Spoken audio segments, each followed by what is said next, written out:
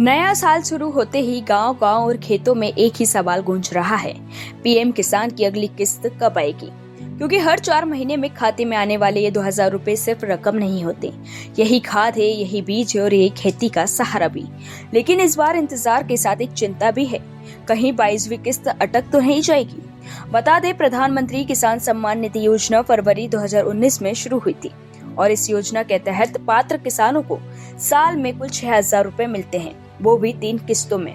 हर 4 महीने में 2000 रुपए सीधे बैंक खाते में पहुंचते हैं और अब तक सरकार 21 किस्तें जारी कर चुकी है और करोड़ों किसानों को इसका फायदा मिल चुका है। लेकिन अब हर किसान के मन में सवाल उठ रहा है कि 22वीं किस्त कब आएगी।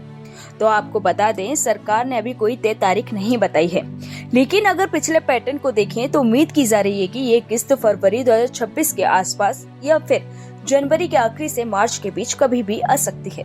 लेकिन यहीं से मामला थोड़ा गंभीर भी हो जाता है, क्योंकि इस बार पीएम किसान योजना में एक बड़ा बदलाव किया गया है। पहले सिर्फ ई-केवाईसी होती थी, लेकिन अब सरकार का कहना है कि सिर्फ ई-केवाईसी कराना ही काफी नहीं है, अब फार्मर आईडी भी जरूरी है।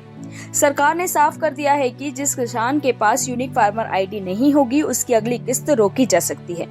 बता दें कि फार्मर आईडी को किसान की डिजिटल पहचान माना जा रहा है, जिसमें किसान की जमीन, खेती और दूसरी जरूरी जानकारियां जुड़ी होती हैं, जिसको लेकर सरकार का कहना है कि इससे तय ये होगा कि योजना का फायदा सही किसान तक पहुंचे और फर्जी नाम या गलत रजिस्ट्रेशन पर पूरी तरह रोक लगे।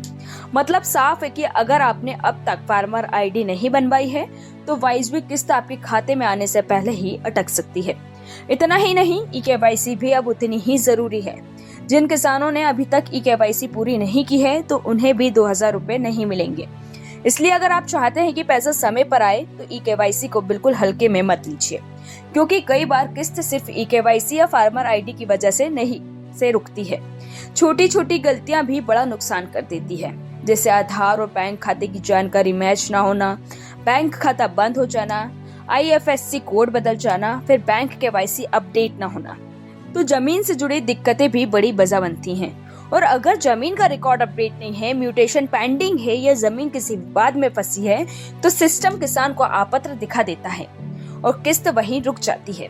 अब साफ साफ समझ ली कि किसानों को 22वीं किस्त मिलेगी या नहीं।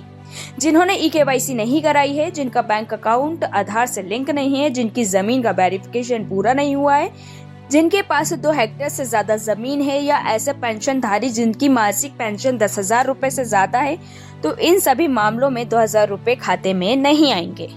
अगर आप ये चेक करना चाहते हैं कि आपका नाम लिस्ट में है या नहीं, तो pmkisan.gov.in वेबसाइट पर जाकर लिस्ट में अपना राज्य, जिला, ब्लॉक और गांव चुनकर देख सकते हैं। और अगर नाम लिस्ट में है तो समझिए किस्त आने की पूरी संभावना है, क्योंकि पिछले साल 2025 में पीएम किसान की तीनों किस्तें समय पर आई थी, फरवरी में, अगस्त में और 19 नवंबर को।